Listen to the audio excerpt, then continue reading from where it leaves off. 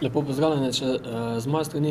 Jaz sem Dominik Kobold in vodim kompetenčni center na področju razvoja kadrov za orodjarje. V našem kompetenčnem centru je 16 partnerjev, zdaj podrobno jih ne bom našteval, imate pa tukaj recimo vse logotipe podjetij, ki so partnerstvo. Ime, kratko ime našega kompetenčnega centra je KOR in ime je pa v nekakšni navezavi na izraz, na starinski izraz, da gre tudi to za skupino ljudi z določenim znanjem. In v tem orodjarstvu je pač takšna specifična panoga, želimo doseči, da se določena znanja, določene specifične znanja v tem kompetenčnem centru nadgradijo oziroma osvojijo čisto nova znanja. Imamo tudi dobro predhodnico, saj nadaljujemo delo, ki je nastalo v okviru nosilca Kovinoplastike Lož, ki je vodila kompetenčni center v prvem obdobju, to je orodjarstvo kot nosilec tehnološkega razvoja Notranjsko-kraške regije. Tam so bili bolj orodjarne oziroma podjetja iz tega dela, mi smo pa zdaj to nadgradili in razširili na celotno Slovenijo.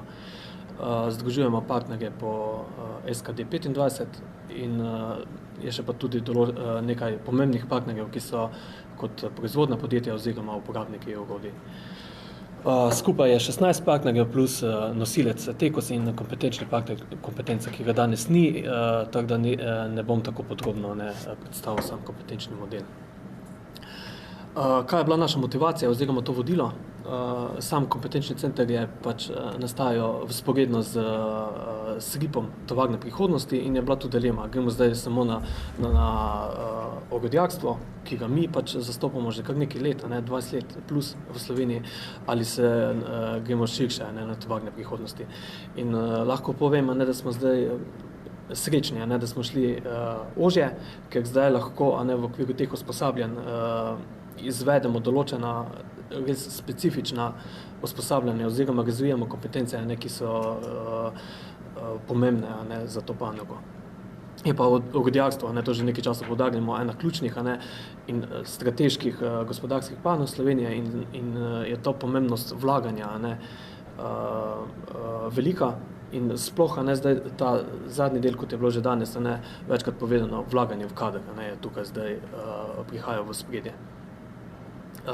Se pa to zadeva seveda navezuje v veliki meri na sam SRIP, tovarne prihodnosti in tukaj lahko določene podatke, rezultate, ki bomo zdaj dobili, kar se tiče razvoja samega kadra, tudi delimo in prihranimo lahko katero skrb oziroma čas, da se to dobi. Kaj je značilno za to panogo? Že nekaj let, da je to gre za akutno pomanjkanje kadra oziroma da tudi ni več mladih. Ni mladih na trgu oziroma vpis mladih v te formalne oziroma neformalne oziroma primerne programe usposabljanja pada. V zadnjih letih se je doseglo, da se je to število začelo tudi povečevati in je neko konstantno. To so tudi podjetja veliko pripomogla, določeni centri, kot srednja šola v Postojni, ki se je prilagodila tem potrebam orodjarstva, je pomagala, da se vpis veča. Je pa treba še ogromno na tem narediti. Je pa ta stvar, ki se govori, ta digitalizacija, industrija 4.0, vpliva na razvoj oziroma na prihodnost orodjarstva in tukaj je treba določene znanja posodobiti oziroma pridobiti novo. Na splošnem, že nekaj let v tej panogi prevladuje, je pomanjkanje nekje 20% kadra, na splošno. V preteklosti so že bile tudi pobude, da tudi ni ustreznih formalnih programov usposabljanja. Potem to spodbujanje mladih in premalo vpisa v te obstoječe programe. Naš kompetenčni center v potem nadaljevanju želi tudi prispevati k temu. Potem pa tudi ta neformalna usposabljanja. Recimo naša izkušnja Tekosa je, ker na področju te pridelave polimernih materialov že izvajamo usposabljanja, je izredno dobra. Recimo na leto imamo 350 do 450 udeležencev, ki prihajajo iz podjetij in tudi vidimo potencial na tem področju, od pametnih tovarn do samega orodjarstva. Spremembe povezane z industrijo 4.0, v samih poslovnih modelih, digitalizacijo, panoga je tradicionalna in rabi nekaj več časa oziroma nekaj push efekta, da pride do teh sprememb. Seveda tukaj so nova znanja ta ključna. Potem je pa tudi potrebna velika fleksibilnost samih podjetij in kompleksnost samih orodij iz dneva v dan raste. In tu je spet tak velik izziv, s katerim se soočamo. In če pa pogledamo sam kompetenčni model, mi smo v kompetenčnem modelu postavili 5 profilov, to je uprava, ki ima to funkcijo, da v bistvu motivira oziroma je ključna pri samem izvedbi projekta oziroma samih usposabljanj in ima tudi potem potrebuje določena nova znanja, ki jih želimo nadgraditi. Potem produktni vodja, razvojniki, tehnologi in orodjarji. Tukaj smo nekako zajeli vse profile in če pogledamo zdaj po posamezne karakteristike vloge v samih podjetjih, uprava, ključ za vse spremembe, strateški razvoj, kar sem že povedal, se navezuje na to industrijo 4.0, je pa potrebno seveda znanja in tudi, kaj se v svetu dogaja. Karakteristike, vizija, samozavest, motivacija, tudi zaposlenih v podjetjih, ker panoga se trenutno sooča z veliko obremenjenostjo, kar je po eni strani prednost, po drugi strani pa ni taka prednost, ker recimo vključevanje oseb, ki so že zdaj, 120 do 150% obremenjena, je še dodatna obremenitev in sploh pri manjših podjetjih, ki imajo 10 do 20 zaposlenih, je recimo, da se usposabljanje udeležitev 2 delavca, že to 20% izpad in delo ostane in je kar tak izziv pri nas. Produktni vodja, zelo odgovorni za samo delovanje posameznih segmentov, so pa, če pogledamo kompetence, pa ko smo to razvijali, v bistvu, ali pa že zaposlitvene oglase, so supermeni. In tukaj je potrebno res določene znanja, ki so specifična in niso splošna.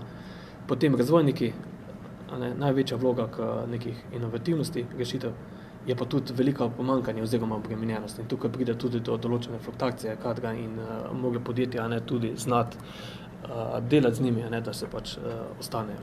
Tehnologi, kakovost, učinkovito same podjetja in je pač značilno za njih tudi velika multidisciplinarnost, poznavanje ostalih tehnologij, ostalih področij, pa tudi zdaj vedno bolj navezava na to digitalizacijo. Sami orodjarji so pa ključ za proizvodnja laufa, da teče in je res tudi tukaj akutno pomanjkanje in tudi prihaja do samih fluktuacij oziroma zdaj ta del je že tudi je internacionalen, orodjarji prihajajo iz drugih držav, ker pač v Sloveniji jih ni dovolj, naši pa odhajajo v tujino in jih je treba nekako zadržati tukaj. Motivirati mlade in mogoče tudi stimulirati na nivoju samih orodjarjev, ker ne vem, recimo, če mladi vidijo perspektivo, ker sam poklic je izredno zahteven, ni, pisarniško delo je v proizvodnji, so tudi obremenjeni z hrupi, z določenimi drugimi vplivi, tudi fizično mogli kaj narediti in je nekako mladi niso motivirani. Bi pa tukaj mogoče še poudaril, ker mi govorimo zdaj o tovarni prihodnosti, industrije 4.0 in tisti prva predstavitev, ki je bila na koncu slajd, da recimo v sodobni tovarni sta potrebna samo 2 osebi, to je človek in pes, in vloga psa naj bi bila, da bi preprečil človeku, oziroma tistemu, da pritisne gumb. V orodjarstvu še to ne bo kmalu.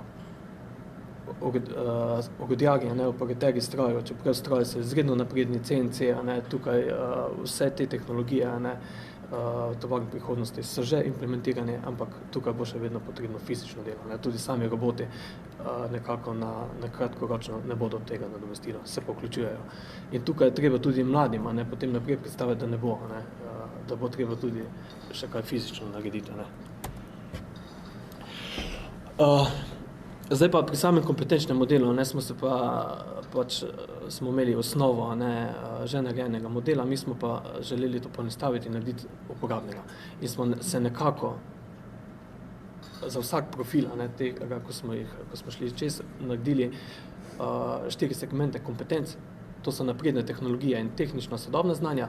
To so kompetence, ki jih po posameznih profilih osebe potrebujejo, da lahko nemoteno dela. Če še tega nima, zdaj lahko izvajamo usposabljanje. Potem so mehke veščine.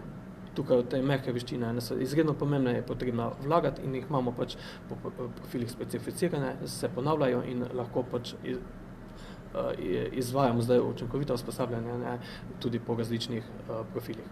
Potem pametni procesi, to so pa te nove kompetence, nova znanja in veščine, ki so pa pomembne za prihodnost.